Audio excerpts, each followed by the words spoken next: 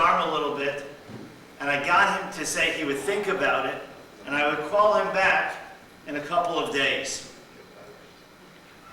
And when I called him back a couple days later, I asked him the question, which was, maybe you don't want to speak because it's going to bring up painful memories that you forgot. And he answered, he's never forgotten. It has not been forgotten. These are not suppressed memories, and he lives with them every single day. There's a Mishnah in Pirkei Avot that says, "B'makom she'ein anashim yishtadel liot ish." In a place where there's no men, you have to be an ish, you have to be a man. And I was thinking about that today because as the years between the Shoah and now grow longer and longer, there are less and less people who can stand up and share with us, the next generation, about what happened. And it's crucial and it's very important. It's important that we hear about it. It's important we should know not only the history, but the personal stories that make and have changed the face of Am Yisrael forever. It is with this deep sense of hakarat hatov, of gratitude, that we have a sense of appreciation and a sense of gratitude that Mr. Jose Levkovich has agreed to share with us this afternoon what he described as painful memories. Thank you.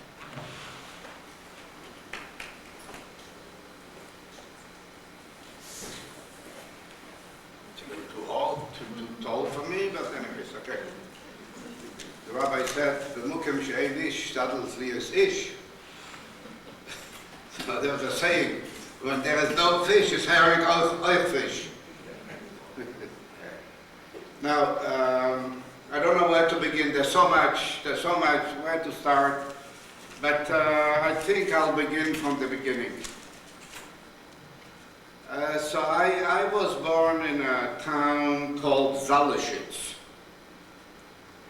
That was in Poland, and it was close to Krakow. Zaleshitz had about 15,000 Jews, and there was less than 1,000 non-Jews. And the 1,000 non-Jews were mostly lived from Jews called the Shabbos Goyim. And Zaleshitz was a town, a very commercial town. The Jews were craftsmen, artisans. In all the stores around the major square, and the city was all Jewish store, except one. One was not a Jewish store, where they sold crosses, pictures of the father, of the mother, who else there. This was not Jewish.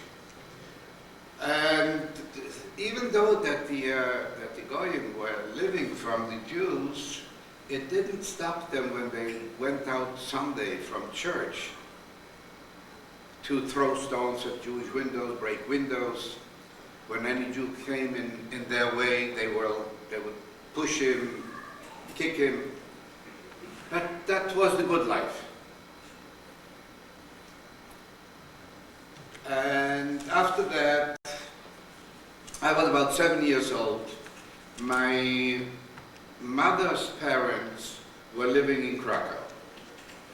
And we had also a building in Krakow, by the way, but we were living in Zaleshitz because my father had a flour mill in a neighboring village there. So it was convenient to be there, to live there.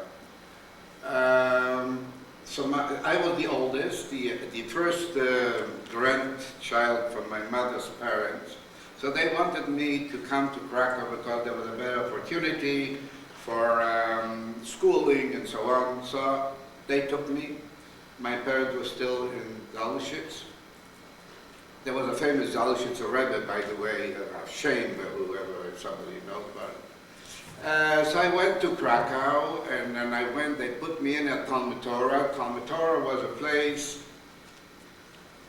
I visited not long ago with my other son that lives in New York. A few city blocks, there were thousands and thousands of Talmidim in that Talmud Torah Krakow. From grade 1 to Smitha. And it didn't take long, my parents moved also to Krakow. And life was nice. I was a very, very young boy.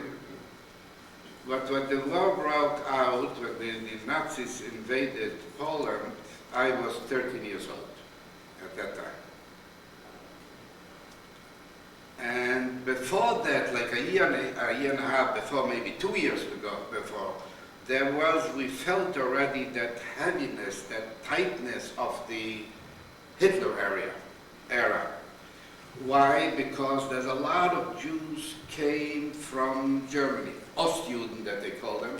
They deported or repatriated the Ostjuden to Poland. So the Jewish community made appeals in the city to take in families. There were hundreds or thousands of families that came and they didn't have where to go. They were refugees. So I remember we took in 2 families in the house, sleeping on the floor every night. They couldn't go through the floor. During the day they put it aside. It was we felt already the problem, the rat. And when they invaded Poland, a lot of Jews knew that bad times are coming. So they tried to, at the same time, the Russians also came in part of Poland, like Lemberg, Lvov, part of the Ukraine, but that it is now, the Russians occupy the Soviets. So a lot of Jews went to the Soviet at the time. And after a few months, when the Germans came in, it was quiet. They didn't bother very much. There were shortages of this, of that. Food wasn't so much in supply. So, but we were not harassed. We were not treated very bad. So a lot of Jews that went away, that escaped, started coming back, because they heard that it's livable, we can live. And then the Russians made, the Soviets at the time, they made a different policy. They said whoever wants to go back should register. So people started registering, and then they declared those people as enemies of the Soviet Union, or traitors, and they shipped them to Siberia. And that was a mess. But from there they survived. The ones that came back, because Siberia wasn't a Gan Eden, it wasn't a paradise there, but it was bad for everybody. It was bad for the Jews, bad for everyone. But people worked and they survived. And meanwhile here in Krakow, the Nazis started patrolling. We were living in the heart of the Jewish center called Kazimierz. The Kazimierz is, by the way, the story of Kazimierz, of the way it lived. Kazimierz was a king. There was a time that Poland was a kingdom, and Krakow was the capital. Now, in the Wawel was the palace. The Wawel is there, but it's a museum. And they decided to make the capital in Warsaw, because Warsaw is in the middle of the country, the middle, the heart. Krakow is southeast of the country, near the Czechoslovakian border. So that King Kazimierz Wielki, Kazimierz the Great, had a similarity to Ahasuerus. The only difference between the two, that Kazimierz Wielki was a very clever man, and Ahasuerus was a typish. But they had both Jewish wives, and both Kazimierz Wielki married a Jewish girl, and her name was Esther. In every major Jewish city, not Jewish city, Polish city, there's a street Estergast, so to say, Esther. And that King Kazimierz, he encouraged Jews from all over to come in, and Jews came in to Poland, and reign in his time. So we were living in the Kazimierz, that is the Jewish area, like Cote St Luc here, that's the Jewish area, big Jewish area. Krakow had about approximately 100,000 Jews. And with the time, things started to get very, very tight. The patrols start patrolling the streets, the most in the Jewish area, the Kazimierz, than in outside in other areas. They were patrolling everywhere, but in the Jewish areas there were more than anywhere else. And they started to harass Jews. They started pulling the beards, and then they were not satisfied with pulling the beard. They started to cut a half a beard and let them with a half a beard. Or there were a lot of sedum in Krakow, a lot of all kinds of sedum, all different sedum. So the sedum had the long pairs, the curled were pairs. They used to cut one pair, and they used to sit around and laugh and make a, look at that payac, the clown. Okay. I once saw that a Nazi SS man lighted a cigarette, and he saw a Jew passing by, so he went and burned his beard. And the Jew was yelling and screaming, and he was laughing. The more he was screaming, he was laughing. So then they created a Jewish police. The Germans couldn't handle the case in the Jewish homes. They didn't know where Jews are living exactly.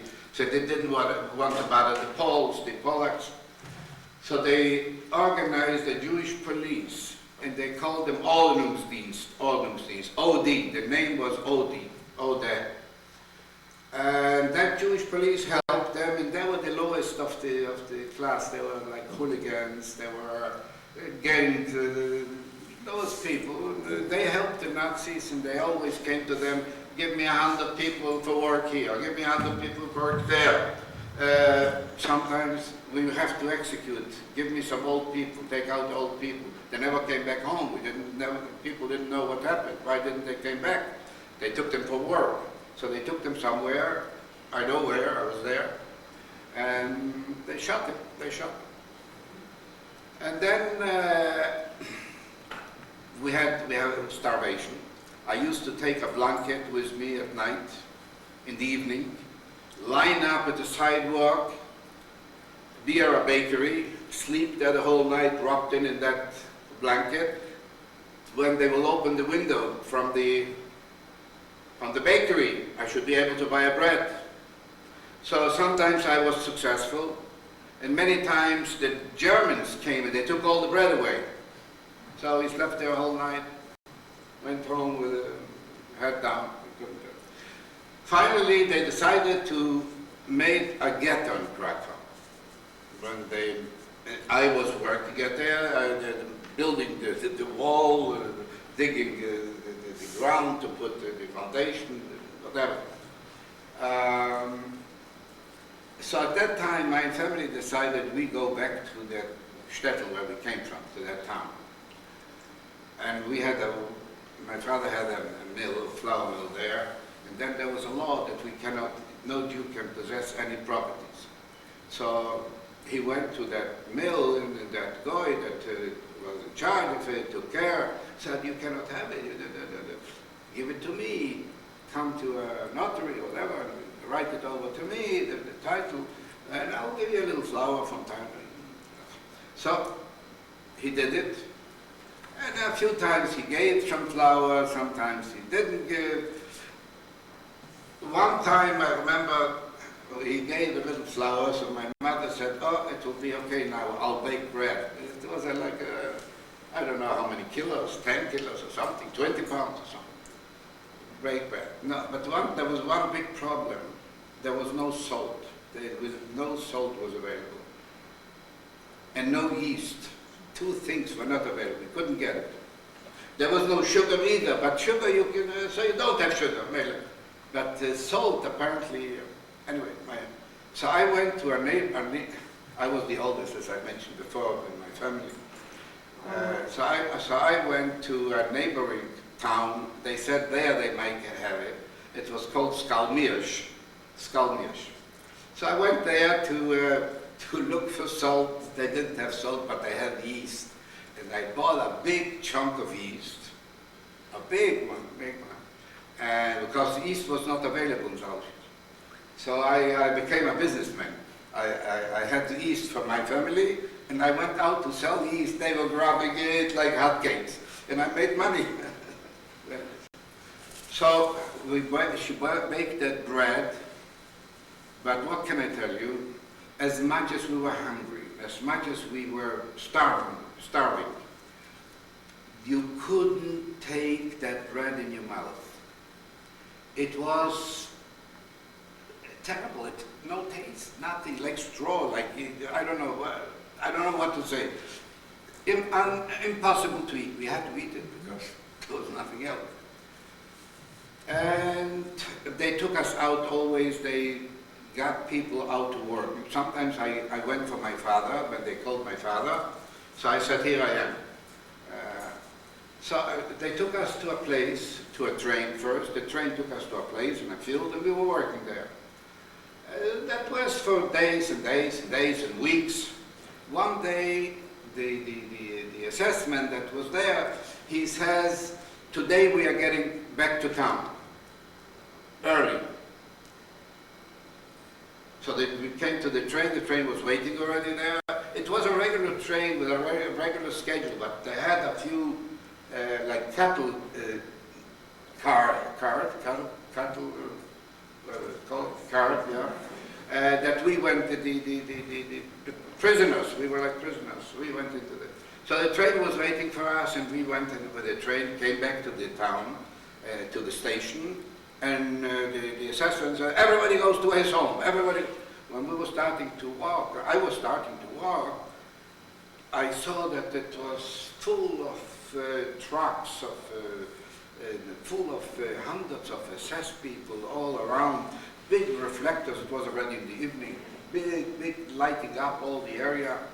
And as I started walking, I see many bodies on the street, on the floor. So I was afraid to go to my home because I was afraid to go through all those people. So I went to the closest place. There was an uncle living there. So I came in there.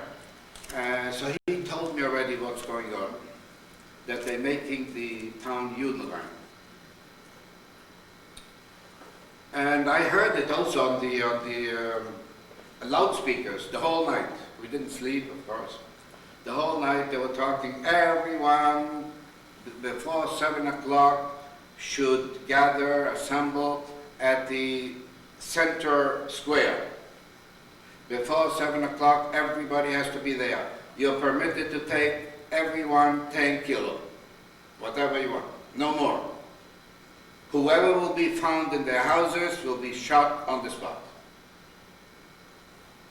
Before 7 o'clock, naturally, I went out with that uncle, and everybody had to sit. Nobody can get up on that square. Everybody had to sit. So I went out, but I was very curious to get to my family, to see my parents and see my siblings. So I was crawling between the people, crawling. I finally reached my parents. They were crying, I was crying, they were happy. I was happy that we met at least, you know. And there we were lying and sitting till about midday. Midday, they starting to tell us, get up. So people got up. We got up and make 10, a row in 10, line up, and march in front. Somebody took us in front. We went, so they loaded us into, they took us to the train station, they loaded us into the trains, and the trains took us to a place called Miechów, a city in Poland. It was already evening, and from the train we had to walk. It was like not a paved road, but earth road. It was a lot of dust. It was summertime. And they took us to a field, a big, enormous big field, to sit down in that field. So we sat down in that field. When we came there were already a lot of people sitting on that field. That means, and that city was 17,000 Jews at the time in Zalshitz. Maybe they had from somewhere else also. But, so there were already people there sitting, and we came, and we were sitting, then other people came sitting. It was sitting there, the nightfall, and during the night we were sitting there, and all of a sudden, we feel that on the ground we are sitting gets wet.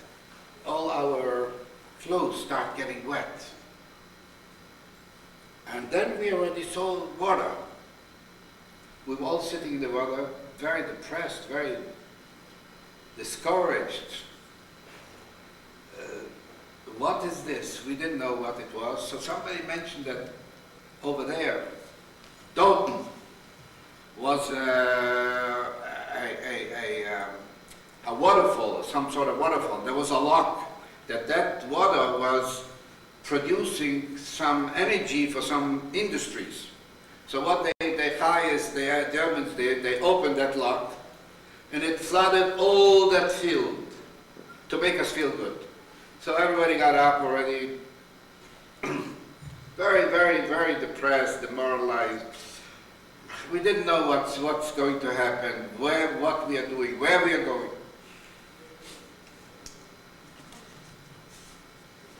Then they say that everybody should undress, just stay in the underwear. And get up and line up lines. So we lined up. There were a lot of lines. And in every head of the line, there was an assessment with a whip. And when we lined up, he just pointed right, left, right, left. And where he pointed, they have to go right away. Not only did he point you, he gave you a little matune also on the way. So I was there, they made me go to the left. My mother, my siblings to the right. My father was behind me, one or two places. To the left. We didn't know what that means. Anyways, that was the last time I saw my mother. From that 17,000 people from Zalshitz, they had 16,200 to the right, and all those people from the right were straight to Belzec.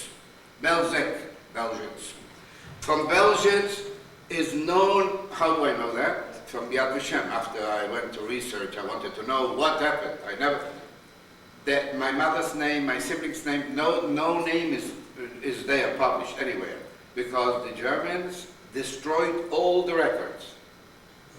So, but it's known that one single person escaped or saved himself, a Mr. Roder. That this person somehow was saved from Belzec. Belzec exterminated over 600,000 Jews. And we, 800, from the 17,000, 800 were selected, so to say, to live, to work. So they took us to a place, Mielec, called Mielec. Mielec was a city in Poland. I think I met once, I think he was a member of this shul. His name was David Honig. He was from Mielec. And in Mielec, they took us up to a camp, and they put on our wrist KL, Konzentrationslager, concentration camp. We also lined up and we came to that assessment. He was there with the tattooation business, and he tattooed. As soon as I went away from him, it hurted and it was red and raw. So I bit it out and spit out everything. And that was another mess. If somebody would have seen that, finished. I'm not there anymore. And I didn't, for a long time, I didn't remember about mieles because I didn't have it anymore. For a few, maybe a year or two, it was noticeable, but then it went away. But I was in New York not long ago, so I came into to a rabbi, and to the Baba Rebbe, because I knew he, by the way, he composed a very beautiful tefillah for Tisha B'Av. Beautiful tefillah, I read it today. Anyway, so he knew me as a child that I used to come to Baba. So I was in Baba not long ago, maybe 2 years ago. So somebody came over to give me Shalom Aleichem, and I see on his wrist, KL. I say, where were you? Where did Mieles? Oh, I totally forgot about Mieles. There was so much that you forget about. Anyway, so at that Mieles we were a few weeks, maybe a month, or maybe dates and days and even years. It didn't hold. That we were living like animals. We didn't know about Shabbos, Yom Tov, day, Sunday, Monday. Everything was work and everything was hitting and beating, and every time shooting and all those. We didn't know about anything. I say like animals. I wish, people, on animals people take care. They give them to eat. The only thing I can think how they treated us as animals is like they took us like sheep to the slaughterhouse. That's the only way, the only time that they treated us as animals. From there, from that Mieles, they sent us to a place that was called Lishki. Lishki was a place that was no camp. It was empty houses. So they put us in the empty houses. I don't know, maybe we were a few hundred people there. And there were a few soldiers, assessment or something. And we had to go and gather straw, like in Mitzrayim. The Jew had to go to gather straw and put the straws in those empty houses to have where to sleep. There was no water. We had to go to the well or the spring or whatever to bring water. There was no toilet. We had to go to the field when we need. It was, but what did he do there? There were swamps. So they took us there to do drainage, they called it, drainage, dry out the swamps. So we had to dig ditches and put pipes there to dry out. And we were staying till here in the blotter, in the swamps. And there was all kind of little snakes, little schlengerlach, how do you call it, little snakes? Those little, when you see them after a rain, you can find little, they bit you, every day they had their little bitings in the legs from them. So that was Lishki. We were there for a while, and I was there thinking to my childish and seichel, I was thinking, what are the Germans so interested in doing work for the Polacks? What benefit to them is to do it? So I came to the conclusion, that is my own conclusion, that they wanted just to torture us and mortify us. That was the motive of the whole thing. They didn't really need that work in many ways. And after that, they sent us to a place called Wieliczka. This is Galicia. There were salt mines in Wieliczka. We had to work in the salt mines. We didn't ship the salt, but we were running those wagons. We have to load them, and you have to run them to the elevator, bring them up, unload them, do work. One day I came up with a wagon of salt with another boy, another Jewish boy, and I was looking around. I couldn't find anywhere any assessment. Nobody was around. I looked back and forth, and everywhere I didn't see no one. So I figured it's a very good occasion to just flee, just go away, run out. And I did. I saw an assessment. I saw him lying on the floor somewhere far away. What he did there, I don't want to know, but he was lying there. So he was busy, so I escaped. There was a field there with corn, high sheaves, wheat or whatever. So I went there, and so night time I came to a place, I saw a barn. So I opened the barn, I went in there, and there were pigs in that barn. So I wanted to see what they have to eat, because I was just dead hungry.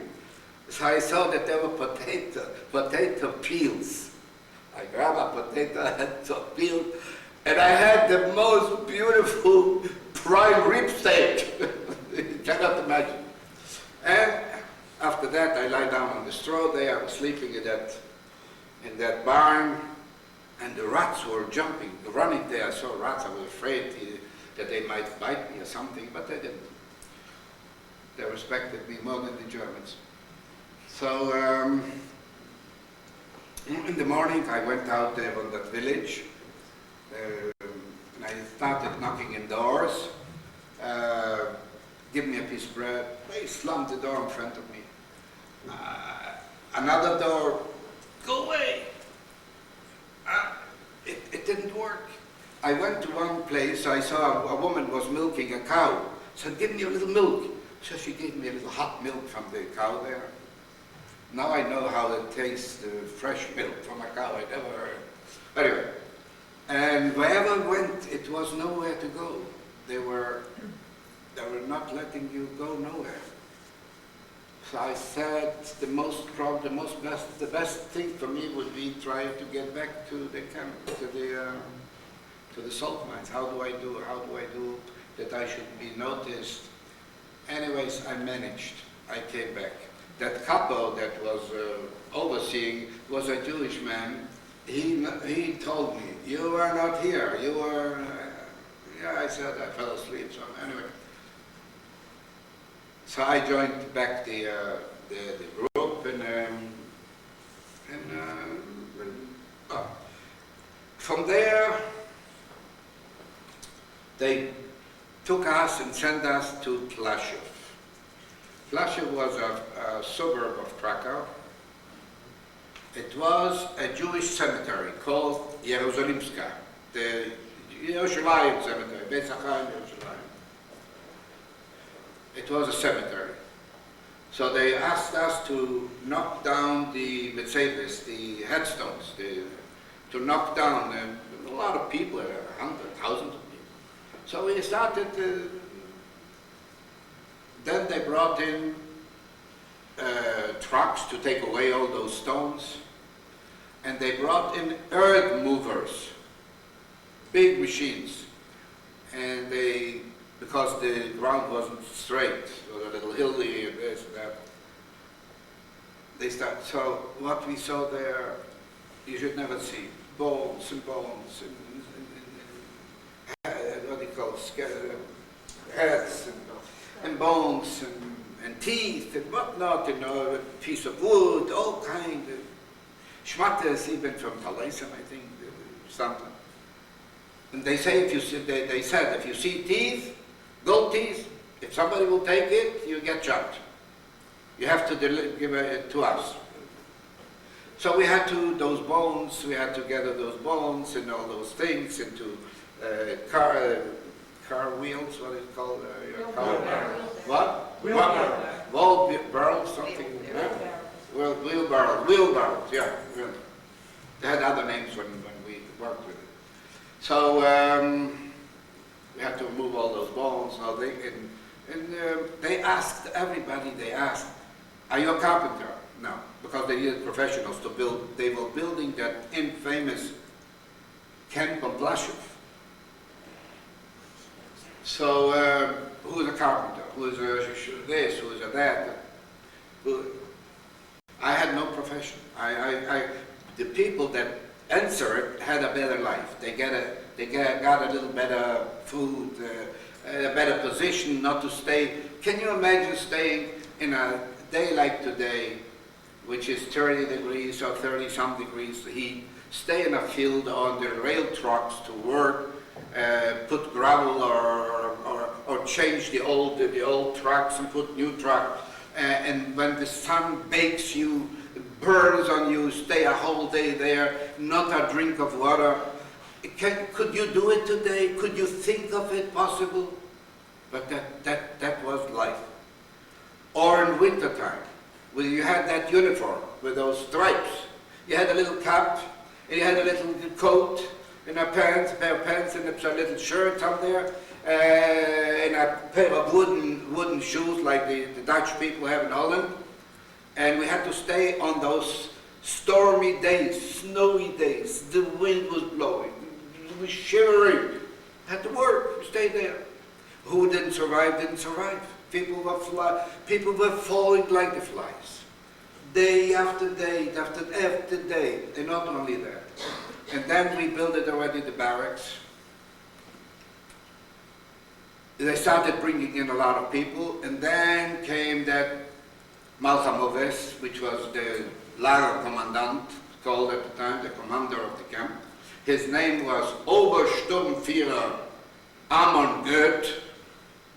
And I will show you after that I'll show you, I found him after the war. And I'll show you how he looked then.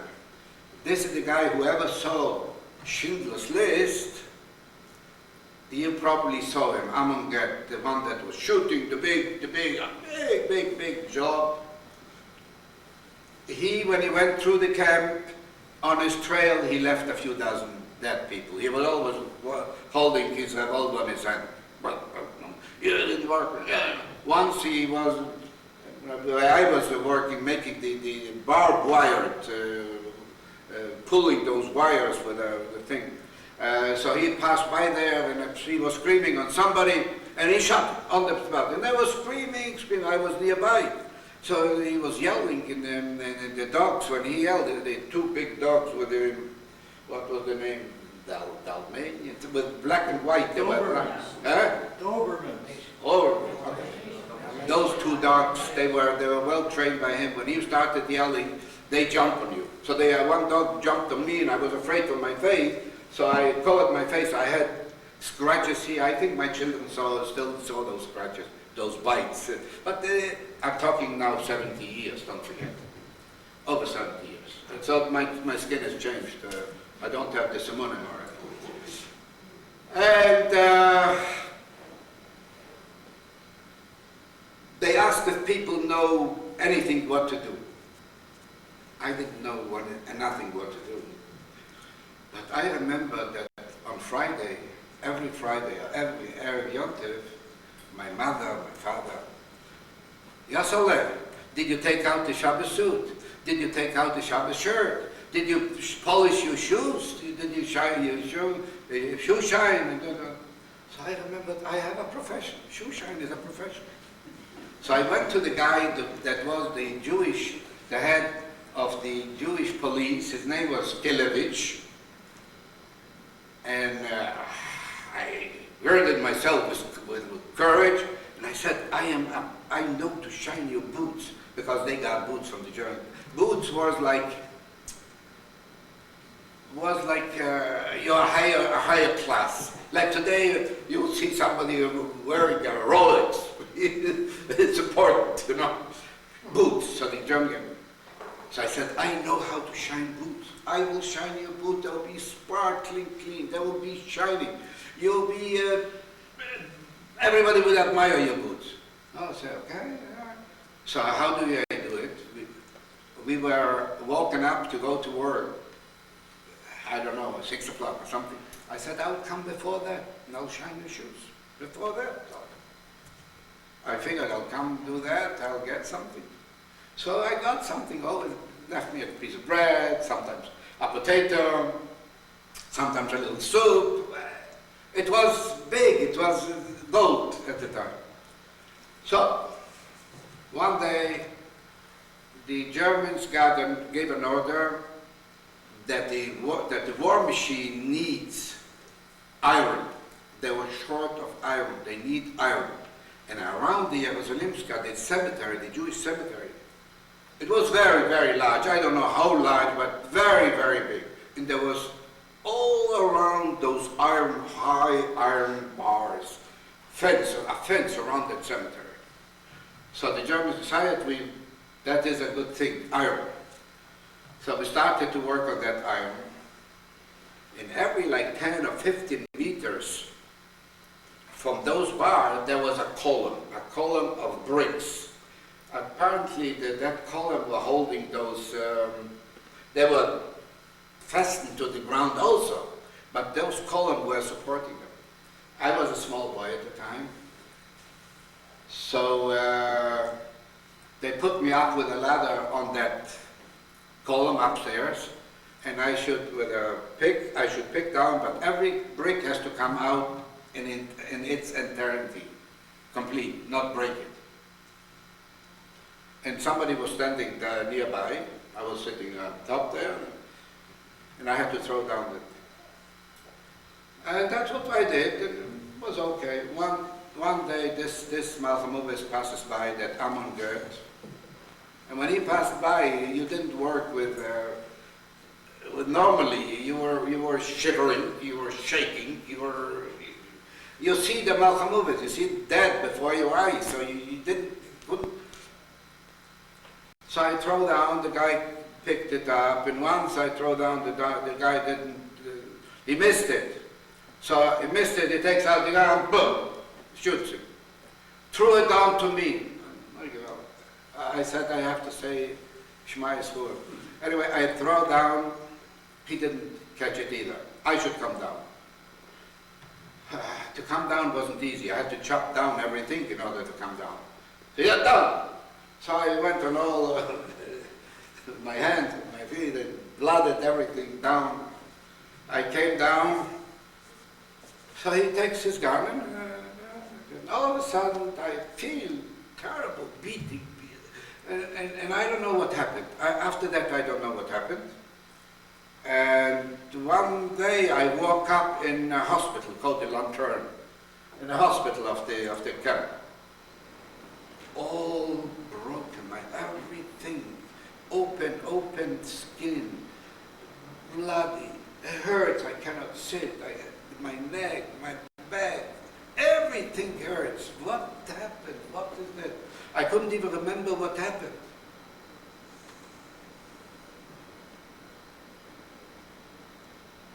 I thought that I was dead because he was ready to shoot.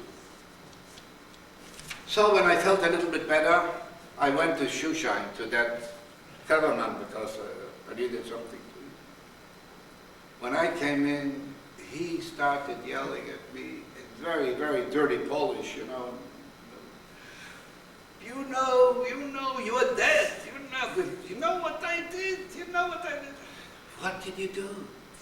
You know he was going to shoot you. So I started beating you up. You fall on the floor.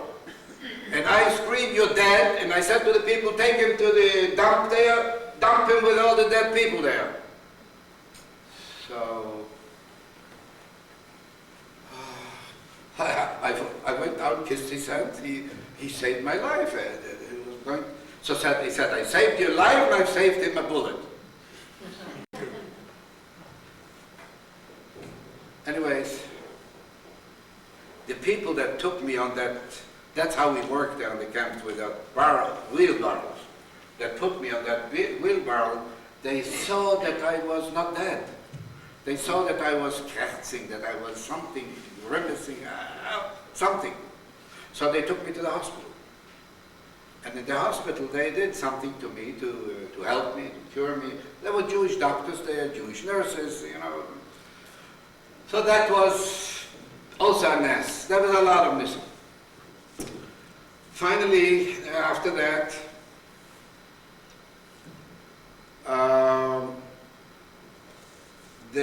we worked in that camp, in that Plaszow camp. My father was with me. He had still something, some money or something, valuables, I don't know what. So it was possible if he had something to bribe a couple or one of those things to pay him something to give you a good job. So he bought for me a good job because he saw that I was, after coming out from the hospital, broken and all scarred.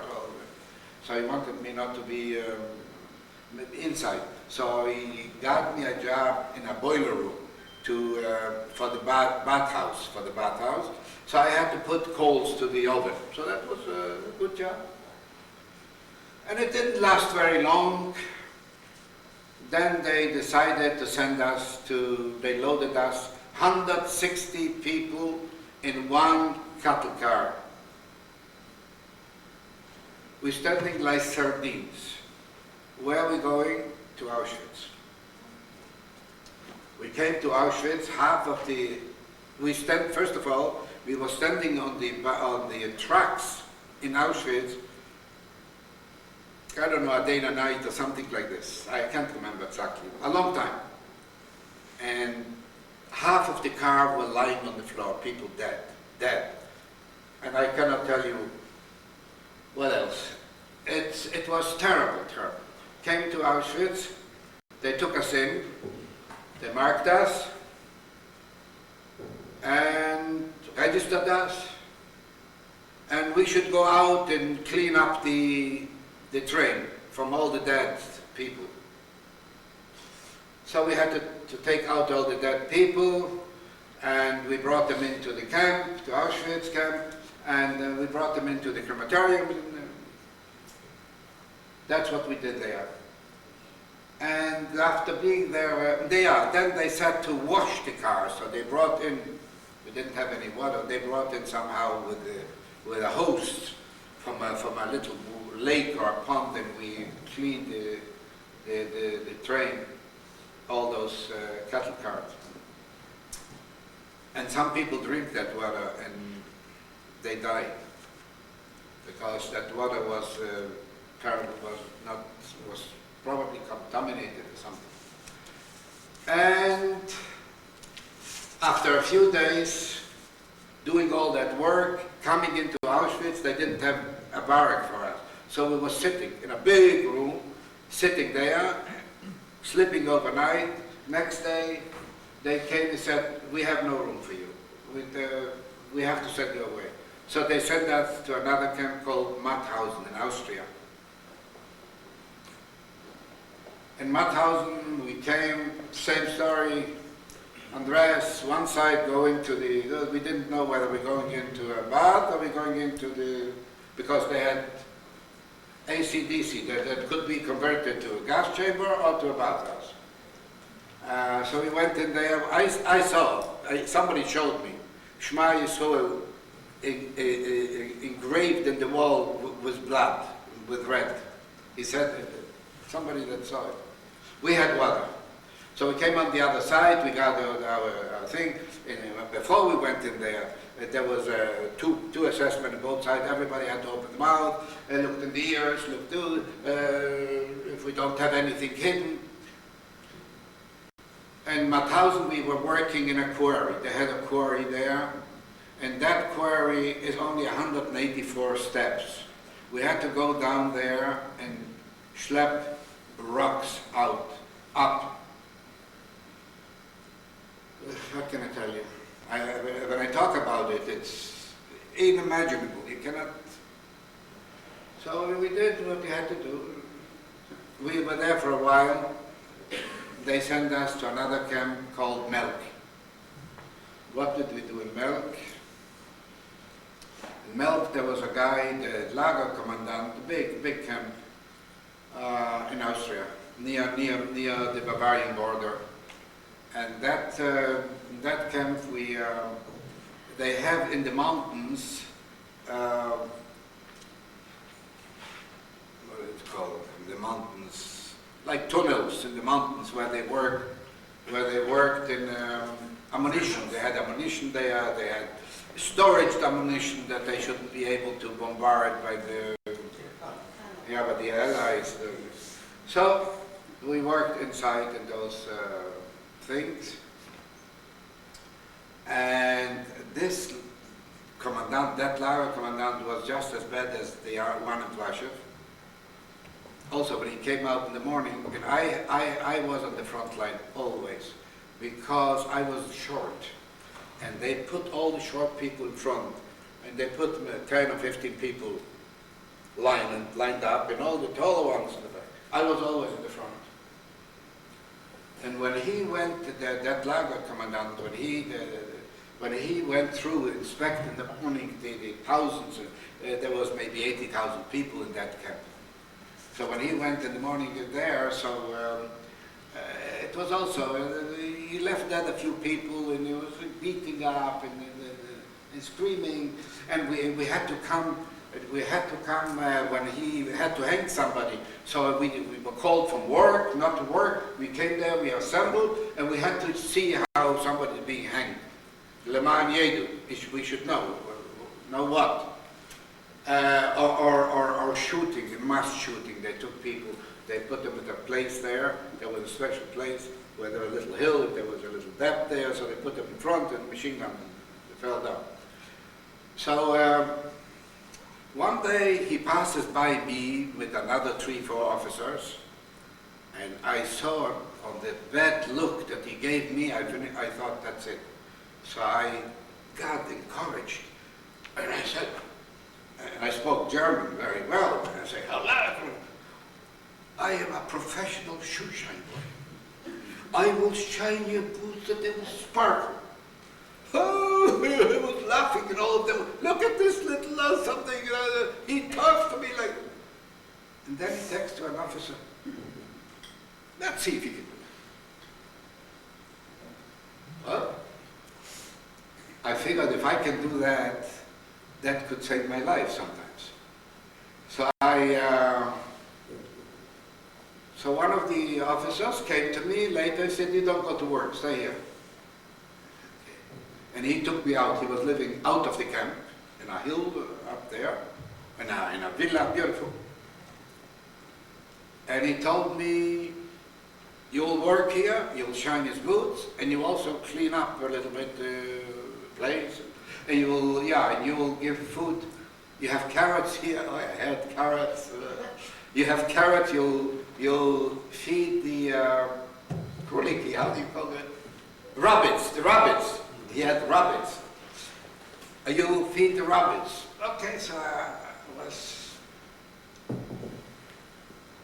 and he collected. I worked there, and I collected every day from the garbage can and put into my shirt all kind of little things.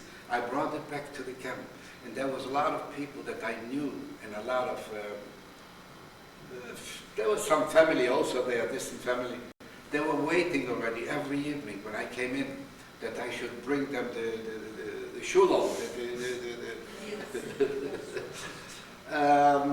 So that was even with, and I saw what this murder, what he did, and I saw how much jewelry he brought into the house. He had it sometimes lying there, and golds and all kind of monies. What he had, a fortune.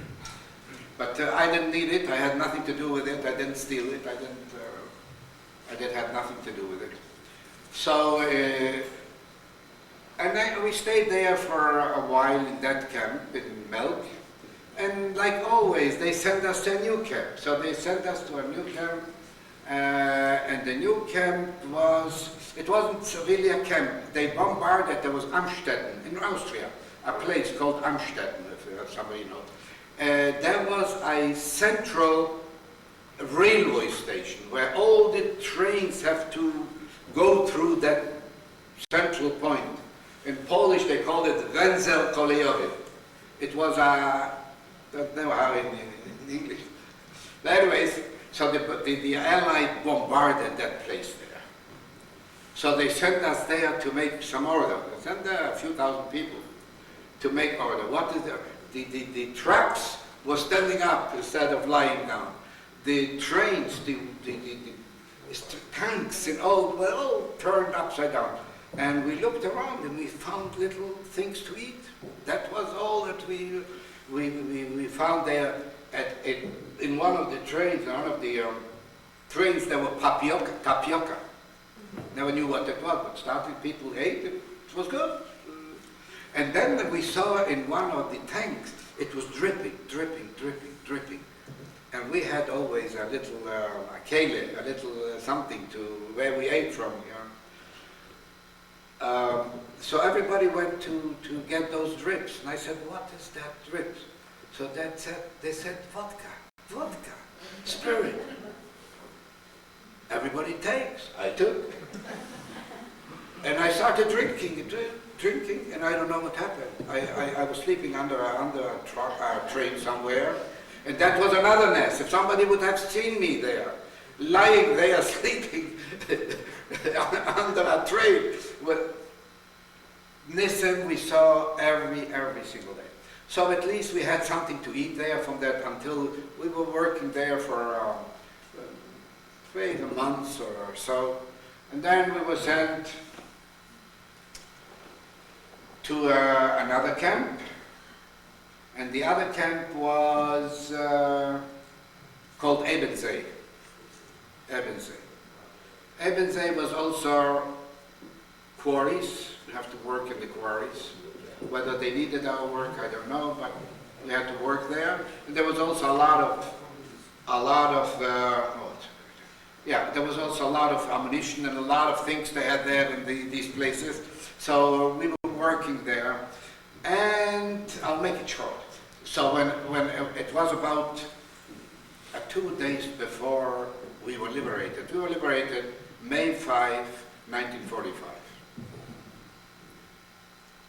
About 2 days before, the Nazis said that they wanted to protect us from enemies. They want us all to go into the Stollen, into the mountains, into those caves, to those holes there in the mountain. They want to protect us.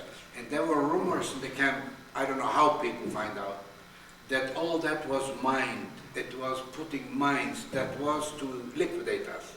We should all go in there and they will explode the place. So they were standing there at the podium and telling, we want you to go there and there, you will be safe from the enemies. Enemies, we figured, what, worst enemies, what? So everybody starts yelling, no, no, no, no. For the first time, such a rebellion against the Nazis, which has never happened, because every time we obeyed. If we didn't obey, there was dead, was shooting. So everybody screamed no, and they started shooting. I fell on the floor, everybody was falling on the floor. I was lying more on the floor than staying on my feet because I hardly could stay on my feet anymore. So a lot of people were shot. And later in the day, we didn't see them anymore. Next day, we see around there were double wires, both double barbed wires in that camp. They were electrified, all day those wires. So we see there, between the wires, walking some older German soldiers from the Wehrmacht, because we recognize the SS with the dead school car, what's it called?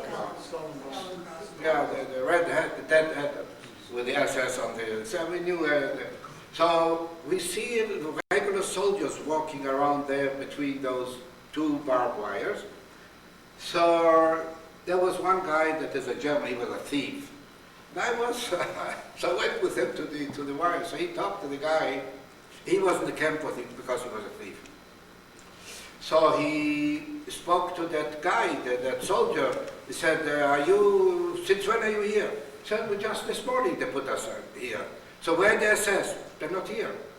And how about the wires? Are they electrified? He said, no. So touch them. So he touched them. Oh, when he touched them now. So he took 2 stones and started to break the wires. And we were right away, we were on the other side of the camp. But so we felt like be free. But then we saw the American tanks marching into the camp, breaking the gates and tanks. So we went there, I would jump on a tank up there, and that was it. That was the that was the liberation. And after that started new tours, because everybody went to their home, and there was nothing left in their home. I came back to my home after wandering a lot, being in Czechoslovakia, being in Hungary, being anywhere there, wherever I could, and came back to the home. Nobody was found. We have our street. We have a street. Our house was the 3rd house from the Remushu. There is no a single tourist that was in Krakow that wasn't in the square where we were living, in the heart The third house is our house, and the first street has our name, Adayon. There's no single, I'm the only one from all the family left alive. But the name of the street is there. I was there with my younger son. He made himself time to go to Poland. So we were there, and the house is there, the building, and there's a commissariat, police commissariat there. I went in there and I introduced myself, and I said, you see that street, that is our name. I showed the passport, different spelling naturally, and the commandant was very, very pleasant, and he took me in, he opened the gate, the iron gate in the back, and he took me in, he showed me around. I said, what happened to that part of the building? There was still the corner. He said, we demolished it, it wasn't in good shape, so we made there a little detention center, like a little jail.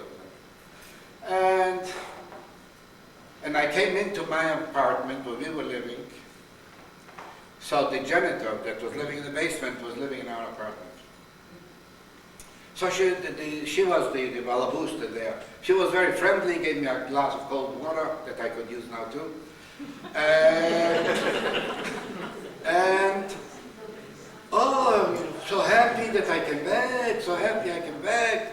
And was sitting there, I said, nobody came back. No uncle, no aunt, no cousins, nobody came back. And I was sitting there listening, and the door was open. The door was open to the bedroom. And I look at the bedroom and I remember my mother, all I remember about my mother, that she was needle pointing a big thing. And she put it in the bedroom on the whole wall. It took a few meters. For years, since my childhood, I remember she was doing that. And I see that, so I say, oh, I remember that.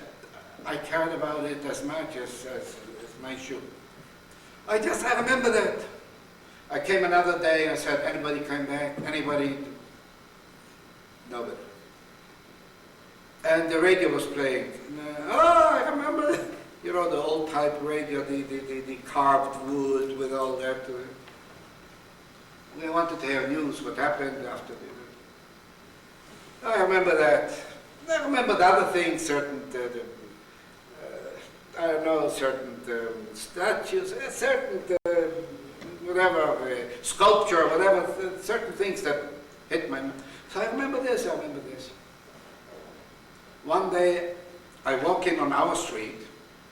Our house was on the left side, and there was another house there. You know, the big gate, with a big patio or the courtyard. And there is a couple staying there, a man and a woman. And they called me Józek, my Polish name. Józek, come, Józek. So I was afraid because there was a lot of killings after the war. So they kneel down, both of them, on their knees, and they make a cross over their body, and they say, come. So I went slowly there, and I say, what do you want? What is it? We knew your parents. They were such nice people. They helped us always when we needed help. And they didn't come back. Nobody came back. You're the only one that came back. Don't go into your house. You recognize too many things there, and they're planning something. The boys, she knew. The woman told me the name of the boys, that they were planning something, and I heard too much of those things. I make Hashkebenu and Azad, and didn't go in anymore, and that was it. So anyways, a little bit of a lot, what I just told you. It's not, when you see a movie or when you read a book, and I don't read those books, and I don't, because they diminish the things. They don't show you, it cannot be shown. It cannot be shown, you have to stay and look at hanging people. You cannot be staying there and see that they round up people, they put them in their machine gun.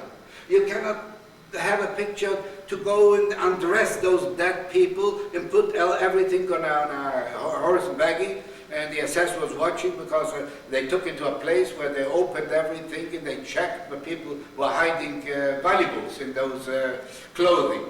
You had to undress those.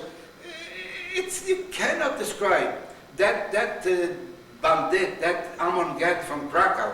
He liquidated, to people who know, he was the commandant of Bochnia, in Tarnów, in Reiche, Rzeszów, in all around Galicia.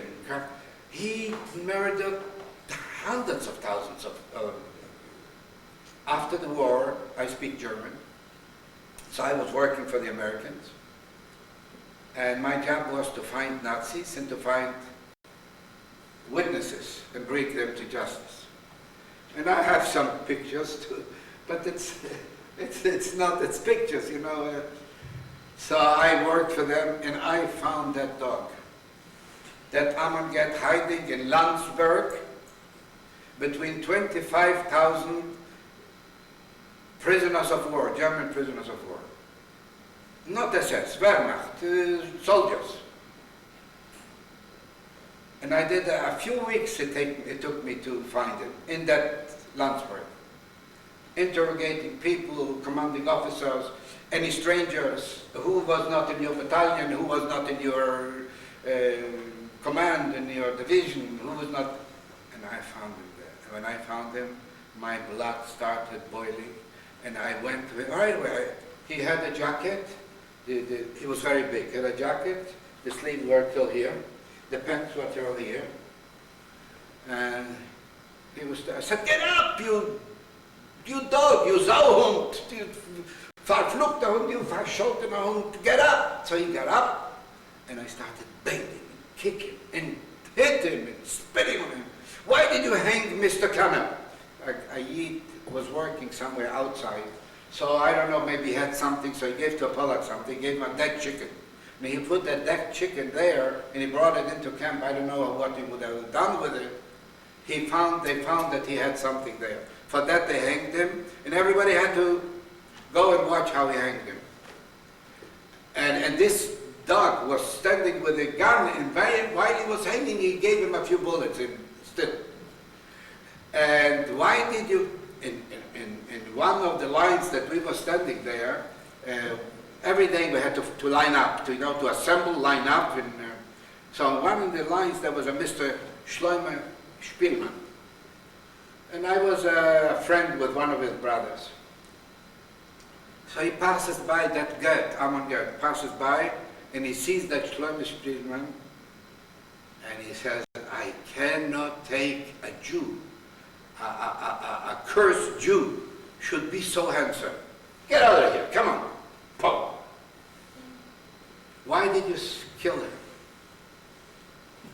Do you know what's going to happen to you? And I beat him so badly. He wouldn't say a word, wouldn't open his mouth, nothing. And I got punished later. They told me that I'm losing my job for that because I got the other job. It's not a problem. But I will show you how they lead them to the gallows. In Poland they delivered them to Poland, and Poland condemned them to hang. And I took it out from a picture. So I found them. I was at the process, at the court case, and I was at the guy that I was the shoe shining. I was at this process because he said once that I should stand at the wall there, and he had little pebbles. I should open my mouth, and he will see if he can put it from a distance. Many times it hit my teeth, and sometimes it hit my cheek. It hurted, but that was nothing. So I had even a paper from Munich, because there was the court case, that they were describing that case. So all that, anyways, they were all condemned to die. They were all executed. And that was, but they were executed. But the millions of Jews, the families, the parents, grandparents, sisters, brothers, uncles, aunts, cousins, hundreds, where no one, not a single one. And after the war wasn't easy, alone in the world. I couldn't go to school, I couldn't be educated, I didn't have what to do, I didn't know where to go, I didn't know what to do. So I did what I could. And then somebody was looking through the International Red Cross for the names of my grandparents, my parents. So I answered the call in Argentina. So they sent me a Schiffskarte. So until I got a passport.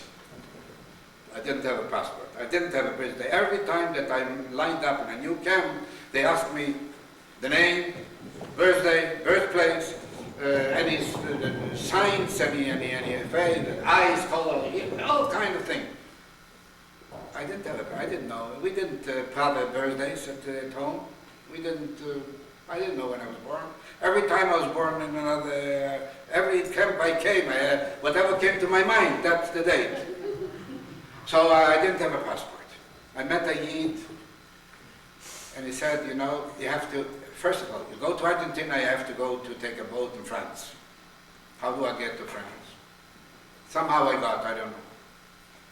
Somebody probably helped me, and I don't know how. Came to France, and I met a Yid. I said, I don't have a passport, I have to go to Argentina. Passport, Polish passport, yeah. I have a friend, a good friend of mine, he was a communist. I have a good friend of mine, is the consul in Toulouse. Toulouse became very famous lately. Southern France. How do I get to Toulouse? I'll give you the money for the ticket, for the train ticket. You come to Toulouse, go to the Polish consul, name is so-and-so, and tell him I sent you, he will give you a passport. Kakava. I came there, it was a hug, it was from holiday. So I went to his house, I found out where he lives. So I went to his house and said, okay, stay here overnight, tomorrow I'll give you the... So he took a picture for me, he made me a passport. He asked me, what date were you born? I told him March 15. March 15,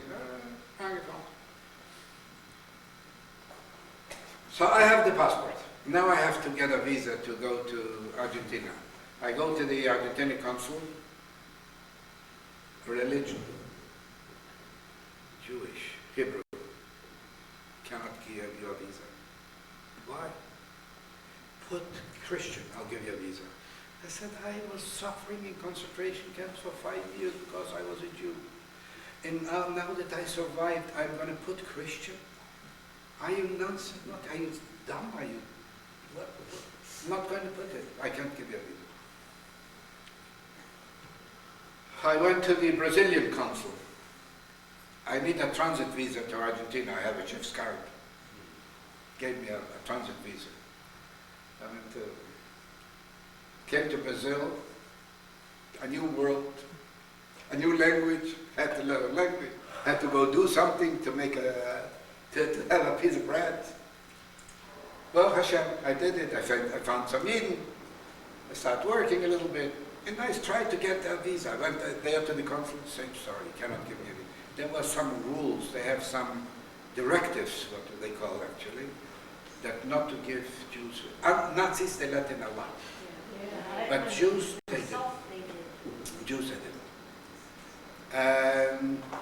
So anyways, I went to Paraguayan consul, gave me a transit visa. In Paraguay, I fixed my papers. Anyways, I got to Argentina finally. That was this was my Zaydis brother, a great uncle. But the interesting thing, when I met my wife years later, and I found out her birthday, so I opened my passport and I showed her. Wow, that's my birthday. 15th of March, that was so, anyway. And Baruch Hashem, so slowly I came there. I was staying by my uncle, worked a little bit by him. Then I didn't like that whole thing, the whole work. And I went out. I had a little bit of a business head on my shoulders. I wanted to do business. As I told you before, I got a big chunk of yeast in the old time. And I sold pieces of yeast, I made money. So I feel that it's good to do business. So I started business, Baruch Hashem, and that days, and got married, and brought up a nice family, and it was worthwhile to be alive and to see nachas, children, grandchildren, Talmidei Chachamim, oiskim b'Torah v'mitzvahs, Baruch Hashem, everybody Shem Shabbos, Baruch Hashem. So that was worth it to be alive. And it was big Nissim too. Thank you very much.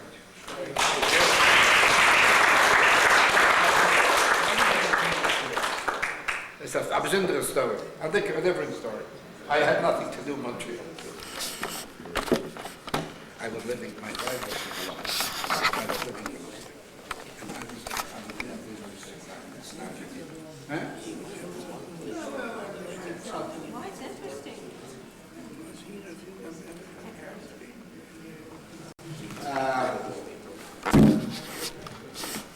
I asked how Mr. Levkovich got to Montreal. In Argentina, I was working the diamond business. I went to Belgium, bought diamonds, and it had a little shyness with the family. So I started slowly, little bit, and I worked up a nice business in Argentina. And I went for business, I went to Colombia. From Argentina, from Buenos Aires to Bogota, in those years, took a week. You had to go from Buenos Aires to Chile, Santiago. Santiago, you had to take a plane to go to Quito, Ecuador. From Quito to Lima, from Lima to Cali, it took, I had to sleep at night here. The airlines supplied was when you had a direct ticket. So I went for business there, and in Argentina, a friend of mine said, you know what, you're going to Colombia. There is somebody from the family that went for Colombia many, many years ago, to Colombia. And what's the name? She doesn't know the name. She will ask her husband, maybe he didn't remember. Yeah, they remember the name. So-and-so is the name. So I said, okay, I'll mark it down. When I come to Colombia, I'm going to the capital, to Bogota. And I'll look around.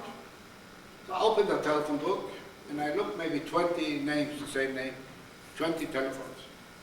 I called one, no, it is his store, that's not, yeah, this is another. Anyway, I finally got a son. So I said, can I speak to your father? My father's not here. Naturally, all in Spanish. My father's not here. Tell him I have regards from Argentina, from so-and-so. And I am in this hotel. Let me call him back. So he called me back. And he said, wait there, we will come and pick you up. Are you busy tonight? I said, no, I just arrived today. I have to see some people. I'll do it, I'll start tomorrow.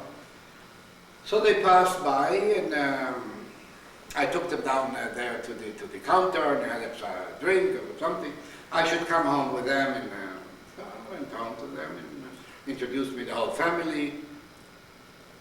My wife was a daughter from this man, by the way, but she wasn't there. She was studying in California. She was in Berkeley University. So I didn't know that they have a daughter, but they received me very nicely, introduced me to sons. She was the only daughter. The daughter-in-laws and the whole brother. That same man, my father-in-law, he brought down a whole family from Poland to Colombia. Brothers and sisters and nieces, a lot of people saved. And there's a lot of them now, children, great in the country. So I came for business to Colombia, and I came once, and it wasn't the Korea War. When the Korea War broke out, I dealt with jewelers, diamonds, precious stones, jewelers. So there was a shortage of platinum. The whole platinum, the Americans scooped out all over the world for the war in Korea. I don't know, they needed platinum was an important thing for the world.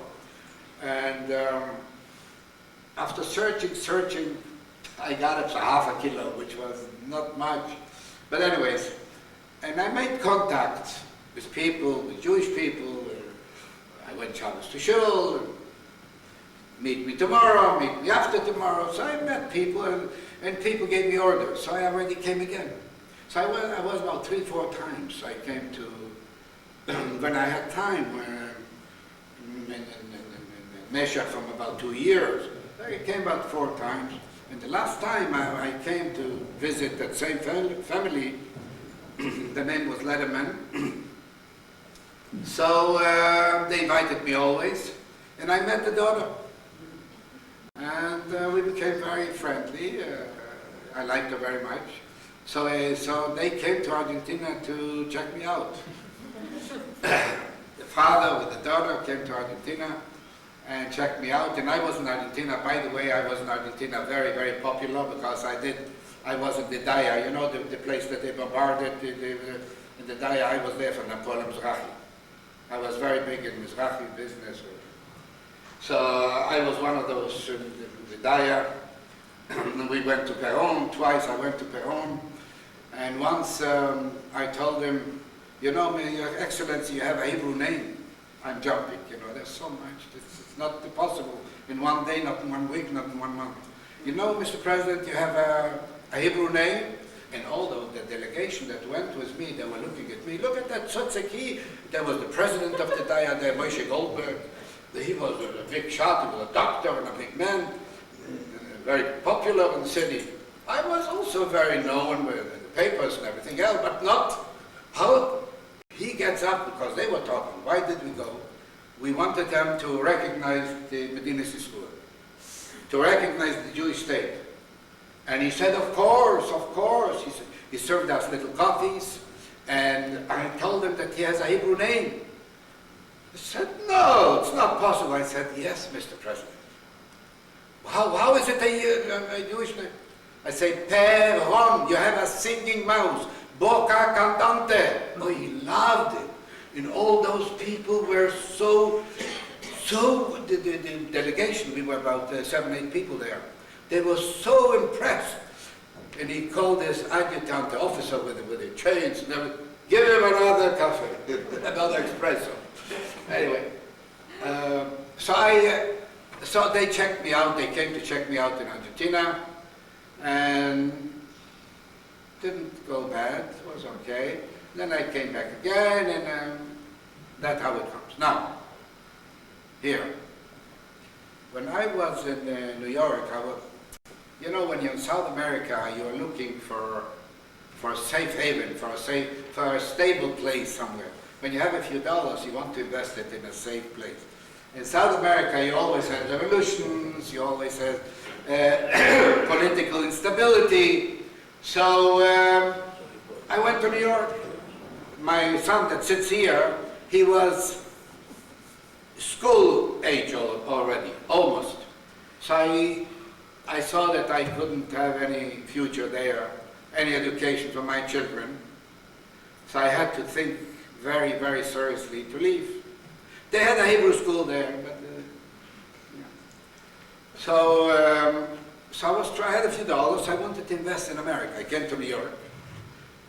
And if in heaven would have been written that Joe Levkovich should become a multi-millionaire, I would have listened to those brokers that took me around Fifth Avenue and in Manhattan and the most 55th Street and whatever street and 40-something street to buy a building. I could have done it at the time. And it wasn't shared, so I didn't do it. Those things are today, I'm talking 1956, 57. So I was sitting in the hotel, and I went in for a coffee, and I see a friend of mine from Buenos Aires. A good friend. Said, what are you doing here? So I said, what are you doing here? You know, you answered with a question. He came with a few dollars. He wanted to invest. I said, the same thing is with me, and I have to leave Colombia because Buenos Aires, at least, you have a choice of Jewish school. You have yeshivas, you have everything. You don't have it in Colombia. So he says, I had a recommendation to go to Montreal from somebody, and I went to Montreal and I bought a building, and I'm very happy, and it shows good. When they showed me in New York things, I made Fishboiners, and I saw 1%, 1.5%, 2%. This is not, I can't make a living from that. So the brokers used to tell me, you don't look at, you look at the future. I said, I don't want my future. I want to hire my hand today. So anyways, so he said, I got a good deal. It gives me a nice percentage point. I bought an apartment building on Sherwood Street. I'll give you the agent, go there. And I had here also a distant relative there was a butcher. So I spoke to them, said, come. Sure. So I came here, and the broker showed me things also, and then finally I fell into good hands to some very nice Eden, and didn't do that well, and settled here, and brought the family here. That's it. And here I am, telling my story. But there's a lot more. There's a lot. Anyway, thank you very much for listening. Thank you. And by the way, after the war, I have a picture from him. After the war, when everybody ran home to their places, came a guy to me and said, my name is Oskar Schindler, and I want you to help me. I said, what can I help you? The first thing, I need a bottle of schnapps. Where am I going to take it? And another thing is, I'm afraid that they will bring me to the police, because I was working for the police. So I said, don't worry, I know where you were. I saw him many times. I saw him coming in to the camp with Gert and with other officers.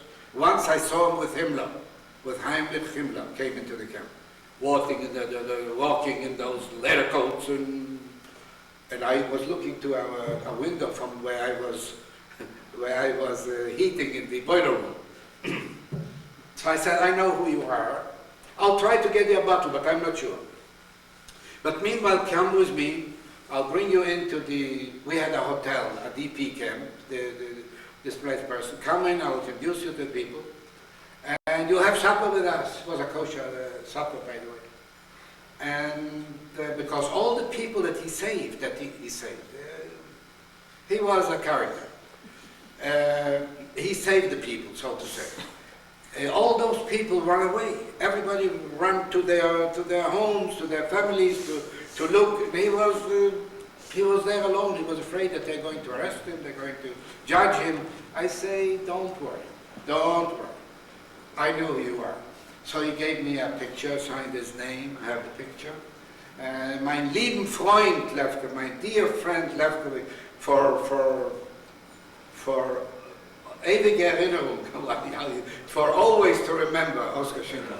And so I have all those things, and I have also Aaron get a picture where how he was looking. And then I have a picture where they take him to the gallows, and well, they're too much. We should have them. I'll show you. I'll show you.